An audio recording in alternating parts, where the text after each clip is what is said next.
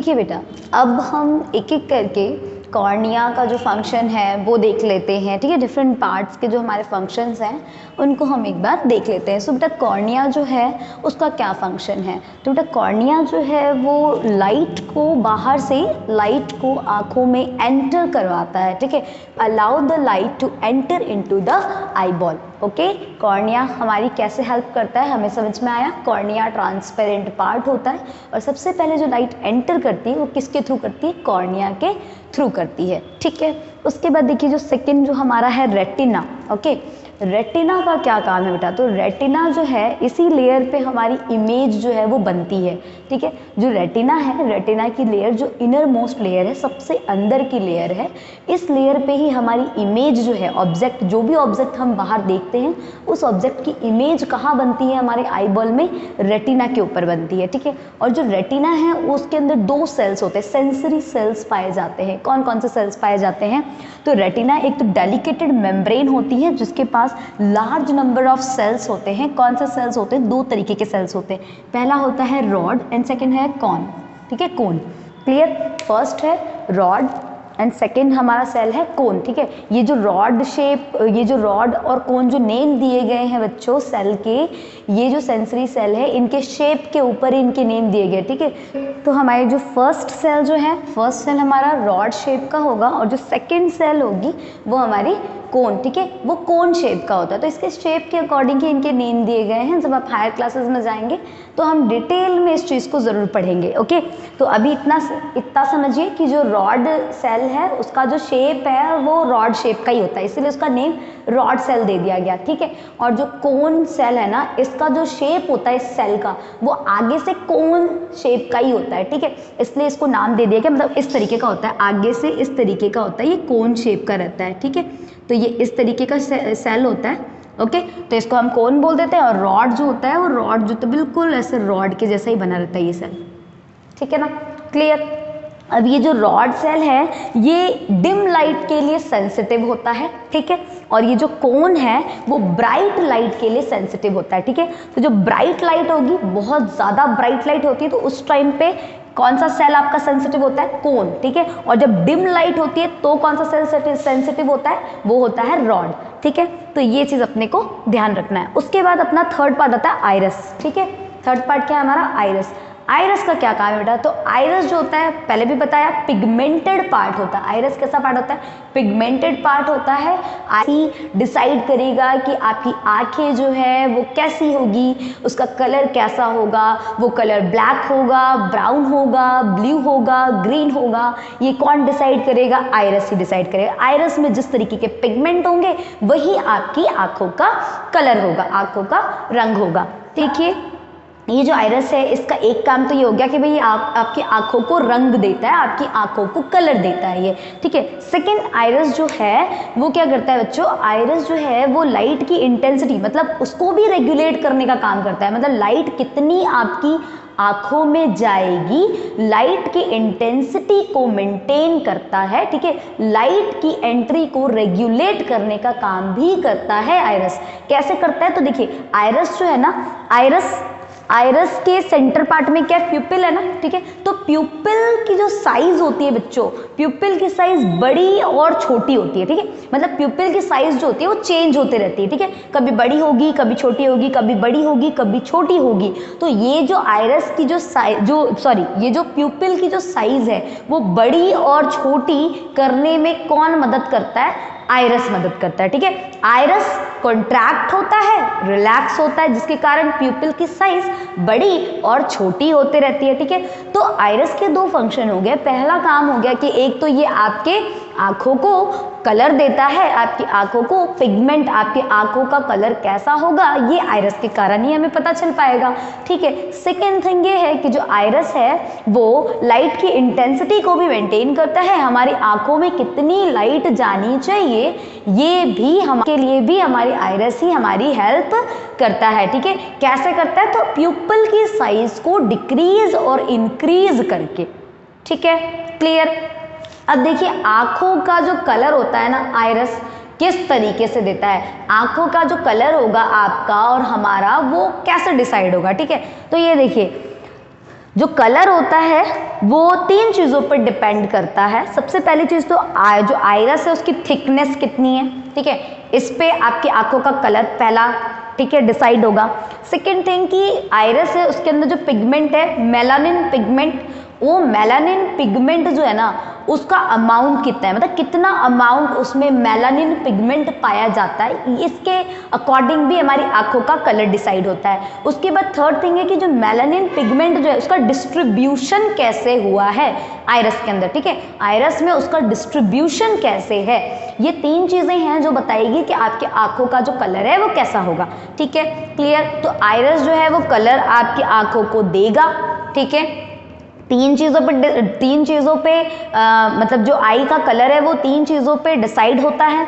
सबसे पहली चीज़ की आइरस की थिकनेस क्या है, ठीक है, आइरस कितना मोटा है कितना पतला है।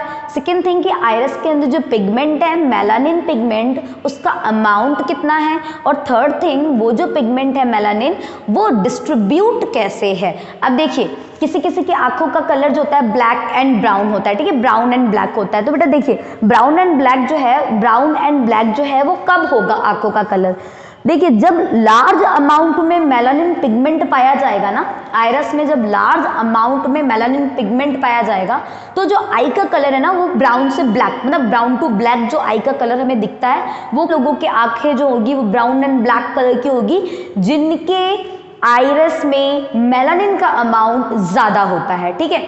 सेकेंड थिंग अगर हमें ये जानना है कि ब्लू आइज जो है वो कैसी होती है, ठीक है, ब्लू आइज किसी किसी की ब्लू आइज कैसे बन पाती है, तो देखिए जब अगर तो देखिए बेटा ब्लू आइज कब बनेगी जब मेलानिन का जो अमाउंट है ना आइरस में, अगर मेलानिन का अमाउंट जो है वो बहुत कम है, ठीक है, बहुत कम मेलानिन पिगमेंट अगर आइरस में प्रेजेंट है तो जो आई का जो कलर है वो ब्लू कलर का होगा, ठीक है। और अगर बहुत ज़्यादा अमाउंट में प्रेजेंट है तो ब्राउन एंड ब्लैक होगा, ठीक है। और अगर हमारे मेलानिन पिगमेंट का अमाउंट मॉडरेट है, मॉडरेट का मतलब ना ज़्यादा है ना कम है, ठीक है, मीडियम अगर है ना तो उस टाइम पे उस पर्सन की आईज जो होंगी वो ग्रीन कलर की दिखती है, ठीक है।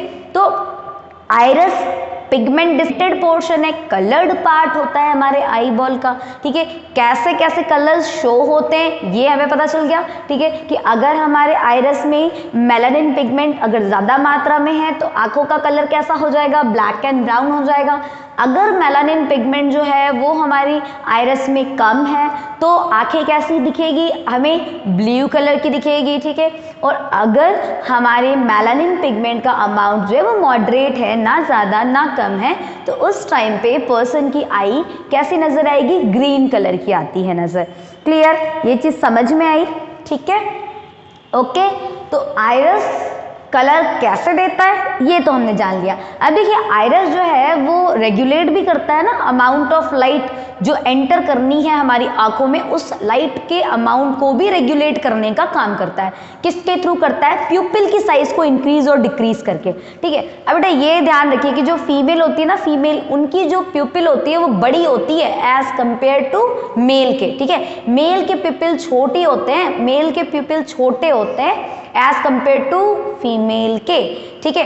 अगर हमारी लाइट जो होगी वो डिम होगी, ठीक है, जब हम डिम लाइट में रहेंगे तो उस टाइम पे जो हमारी आइरस होगी वो आइरस कैसी हो जाती है, एक्सपांड हो जाती है, ठीक है। आइरस एक्सपांड हो जाने से क्या होगा, जो प्यूपिल होती है ना, प्यूपिल की साइज बड़ी हो जाएगी, और जब प्यूपिल की साइज बड़ी हो जाएगी तो ज़्यादा अमाउंट में लाइट एंटर कर पाएगी आंखों में, ठीक है। उसके बाद सेकंड कंडीशन क्या है, सेकंड कंडीशन जब हम ब्राइट लाइट में रहते हैं, ठीक है, तो when the light is bright, ठीक है, जब लाइट जो होगी बहुत ज़्यादा ब्राइट होगी उस कंडीशन में जो हमारे आइरस होते हैं ना, ये वाला जो पार्ट है आइरस, ये क्या है, रिलैक्स हो जाएगा, ठीक है, ये कॉन्ट्रैक्ट हो जाएगा। और जब ये कॉन्ट्रैक्ट होगा तो उस टाइम पे जो ये प्यूपिल है ना आइरस के जस्ट सेंटर पार्ट में, तो प्यूपिल की साइज छोटी हो जाएगी, प्यूपिल की साइज छोटी हो जाएगी तो कम लाइट जो है वो आंखों में एंटर करेगी, ठीक है। तो आइरस लाइट की इंटेंसिटी को एडजस्ट करता है, कैसे एडजस्ट करता है, प्यूपिल की साइज को बड़ा और छोटा करके, ठीक है। कभी कभी देखा होगा आप जब धूप से आते हैं, ठीक है, बहुत आप 2-3 घंटे धूप में रह चुके, ठीक है, और उसके बाद धूप मतलब आप ब्राइट लाइट में रह चुके, ठीक है,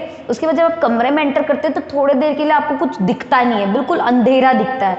तो उस टाइम पे क्या होता है बेटा, वहाँ पे जब जिस समय आपको अंधेरा नजर आ रहा है ना, उस टाइम पे जो प्यूपिल है वो अपनी साइज क्या करती है, एडजस्ट करती है। क्योंकि आप जब ब्राइट लाइट में थे तो उस टाइम पे प्यूपिल की साइज क्या थी, छोटी थी, ठीक है, प्यूपिल की साइज छोटी थी, क्योंकि उस टाइम पे आपकी आंखों में लाइट एंटर ज्यादा नहीं कर रही थी, जरूरत नहीं थी आपकी आंखों की कि ज्यादा लाइट एंटर करे, ठीक है। तो उस टाइम पे प्यूपिल की साइज छोटी थी। पर जैसे ही आप कमरे में आए तो डायरेक्ट आप डिम लाइट में आए, ठीक है। अब डिम लाइट में आए तो उस टाइम पे हमारी प्यूपिल की साइज कैसी होनी चाहिए, उस टाइम पे प्यूपिल की साइज हमारी बड़ी होनी चाहिए, ठीक है। तो प्यूपिल अपनी साइज को एडजस्ट करने में थोड़ा समय लगाता है, और उस समय ही आपको क्या लगता है, जितना समय वो लगाता है ना अपनी साइज को एडजस्ट करने में, उस टाइम पे हमें बिल्कुल अंधेरा नजर आता है, ठीक है। तो ये चीज समझ में आई कि हम डायरेक्ट जब सन की लाइट से जब आते कमरे में तो हमें अंधेरा क्यों दिखता है। ओके, नेक्स्ट देखिए, नेक्स्ट है हमारा सिलेरी मसल्स। सिलेरी मसल्स का क्या काम है बेटे, सिलेरी मसल्स कैसे हेल्प करता है हमारी। तो सिलेरी मसल का काम होता है कि वो आपके लेंस की फोकल लेंथ को चेंज करता है, ठीक है। क्योंकि सिलेरी मसल लेंस को होल्ड करके रखता है, किसकी मदद से होल्ड करता है, सस्पेंसरी लिगामेंट से, ठीक है। तो सस्पेंसरी लिगामेंट का फंक्शन समझ में आ गया। सस्पेंसरी लिगामेंट का फंक्शन है कि वो लेंस को होल्ड, लेंस से अटैच रहता है, और अटैच रहकर वो सिलेरी मसल्स की हेल्प करता है, ठीक है। तो सिलेरी मसल लेंस को होल्ड करता है और लेंस की फोकल लेंथ को बदलता है, ठीक है। कैसे बदलता है, जैसे कि आपका ऑब्जेक्ट आपसे दूर है, ठीक है। तो जब ऑब्जेक्ट दूर रहेगा ना, जब ऑब्जेक्ट आपसे दूर है उस टाइम पे सिलेरी मसल जो होंगे वो कॉन्ट्रैक्ट हो जाते हैं। सिलेरी मसल्स कैसे हो जाते हैं, कॉन्ट्रैक्ट। जब सिलेरी मसल्स कॉन्ट्रैक्ट होंगे, जब ये मसल्स कॉन्ट्रैक्ट होते हैं तो जो ये लेंस है, लेंस वो थिक हो जाता है, ठीक है। कौन सा लेंस पाया जाता है आईज में, डबल कॉन्वेक्स लेंस, ठीक है। तो कॉन्वेक्स लेंस जो है ना, वो कॉन्वेक्स लेंस ज्यादा कॉन्वेक्स हो जाता है और वो लेंस की जो थिकनेस है वो बढ़ जाती है, ठीक है। लेंस जो है वो थिक हो जाती है, ठीक है, जब ऑब्जेक्ट हमसे दूर है, ठीक है। और जब लेंस की थिकनेस बढ़ जाती है तो उसकी फोकल लेंथ उल्टी, फोकल लेंथ कम हो जाती है। क्लियर, ठीक है। सेकंड कंडीशन क्या है, जब ऑब्जेक्ट हमसे पास है, ठीक है, जब ऑब्जेक्ट हमारी आंखों के बहुत पास है तो उस कंडीशन में क्या होता है, जो सिलेरी मसल्स होते हैं ना, सिलेरी मसल्स रिलैक्स रहते हैं, ठीक है। सिलेरी मसल्स जब रिलैक्स रहते हैं तो जो हमारी लेंस है, लेंस थिन होती है। कैसी हो जाती है, लेंस थिन, ठीक है, पतली होती है। और जो फोकल लेंथ हमारी वो बढ़ जाती है, ठीक है, फोकल लेंथ हमारी बढ़ जाती है। Okay, clear. तो इस तरीके से सिलेरी मसल्स हमारी हेल्प करता है। सिलेरी मसल्स किस तरीके से, जब ऑब्जेक्ट दूर है आपसे, क्योंकि आपकी आंखें जो हैं वो पास की चीज़ों को भी देख सकती है और दूर की चीज़ों को भी देख सकती है, ठीक है। हम बहुत पास की चीज़ों को भी देख सकते हैं और हम तारे, सितारे, सूरज, ठीक है, इनको भी हम देख सकते हैं जो काफ़ी दूर है हमसे। ओके, तो किस तरीके से हम, जब ऑब्जेक्ट हमसे दूर रहेगा और जब ऑब्जेक्ट हमारे पास होगा तो सिलेरी मसल्स कैसे बिहेव करेगा और किस तरीके से वो फोकल लेंथ को बदलेगा, ये चीज समझ में आई। चलिए, उसके बाद देखिए ब्लाइंड स्पॉट, ठीक है। एक पार्ट हमारा है ब्लाइंड स्पॉट वाला पार्ट जो आई के अंदर प्रेजेंट होता है। कहाँ प्रेजेंट होता है, तो ये ऑप्टिकल नर्व और रेटिना के जंक्शन पे प्रेजेंट होता है, ठीक है। अब इसे ब्लाइंड स्पॉट क्यों बोला, इस जगह को ब्लाइंड स्पॉट क्यों बोला, क्योंकि देखिए बेटा, रेटिना के अंदर क्या होते हैं, दो तरीके के सेंसरी सेल्स होते हैं, रॉड एंड कोन, ठीक है। एक डिम लाइट में सेंसिटिव है और एक ब्राइट लाइट में सेंसिटिव है। क्लियर। अब देखिए, कुछ एक ऐसा पार्ट भी होता है, एक ऐसा जंक्शन भी होता है, एक ऐसा पोर्शन होता है जिस पोर्शन पे ना ही हमारे कोन्स प्रेजेंट होते हैं, ना ही हमारे रॉड प्रेजेंट होते हैं, मतलब कोई सेंसरी सेल्स प्रेजेंट नहीं होते। तो जहां सेंसरी सेल्स नहीं प्रेजेंट है वहां पे विजन जो है वो पॉसिबल नहीं होता है, ठीक है। और विजन पॉसिबल नहीं होता है जिसके कारण हम उस पोर्शन को ब्लाइंड स्पॉट कह देते हैं। Clear, okay. अब कौन सा पार्ट बच गया, ठीक है, यहाँ पे देखिए, अब हमारा बच गया फ्लूइड, एक्वस फ्लूइड और विट्रस फ्लूइड, ठीक है। ये इसका क्या फंक्शन है, देखिए, एक्वस ह्यूमरस जो है, ये कॉर्निया और लेंस के बीच में पाया जाता है, ठीक है, कॉर्निया और लेंस के बीच में। अब कॉर्निया में बेटा कोई भी हमारे ब्लड वेसल्स नहीं पाए जाते, तो कॉर्निया को न्यूट्रिशन कौन दे, तो कॉर्निया को न्यूट्रिशन कौन देता है, एक्वस ह्यूमरस देता है, ठीक है। एक्वस ह्यूमरस कैसा फ्लूइड होता है, वाटरी फ्लूइड होता है। एक्वस नाम से पता चल रहा है, एक्वस मतलब पानी, ठीक है, तो वाटर के जैसा फ्लूइड होता है जो आपके कॉर्निया और लेंस के, कॉर्निया और लेंस इनके बीच में भरा हुआ रहता है और ये कॉर्निया को न्यूट्रिशन प्रोवाइड करता है, ठीक है। हमारी जो आंखें होती है वो कंटिन्यूस आपको गीली नजर आती है ना, क्योंकि जो टीयर है ना, आंसू, वो कंटिन्यू बनते रहते हैं। हाँ, अगर हम ज़्यादा इमोशनल हो जाते हैं तो जो आंसू है वो हमारे नीचे गिर जाते हैं, ठीक है, पर आंसू जो है वो बनते कंटिन्यू हैं, ठीक है, क्लियर। अब उसके बाद देखिए जो हमारा विट्रस फ्लूइड है वो कहाँ पाया जाता है, तो ये हमारे सेल और ये जो रेटिना की लेयर है इसके बीच में जो खाली जगह है वहाँ पूरे जगह पे हमारा जो विट्रस फ्लूइड है वो प्रेजेंट होता है, जेली लाइक होता है, ठीक है, और ये हमारे इस पोर्शन को गीला करके रखता है, आई बॉल को वेट करके रखता है, क्लियर, ओके, ये चीज समझ में आई। उसके बाद हमारा है ऑप्टिकल नर्व। ऑप्टिकल नर्व का क्या काम है बच्चों, तो ऑप्टिकल नर्व क्या करेगा, ये नर्व्स वो नर्व्स होती हैं जो आई बॉल से कनेक्ट होकर आपके ब्रेन तक जाती है। जो भी इमेज आपकी रेटिना पे बनेगी, रेटिना की लेयर पे इमेज का फॉर्मेशन होता है, रेटिना पे जो भी इमेज बनती है उस इमेज को आपके ब्रेन तक कौन पहुंचाएगा, उस इमेज को आपके ब्रेन तक पहुंचाएगा ऑप्टिकल नर्व, ठीक है। तो ये हमारे सारे जो हैं हमारे आई के जितने भी पार्ट्स होते हैं उन सभी पार्ट्स के हमने फंक्शन पढ़ लिए। अब हम नेक्स्ट क्लास में पढ़ेंगे कि आई के कौन कौन से डिफेक्ट्स होते हैं, ठीक है, कुछ डिफेक्ट्स भी होती हैं, आंखों के अंदर कुछ डिफेक्ट्स होती हैं, उन डिफेक्ट्स के बारे में डिस्कस करेंगे, ओके।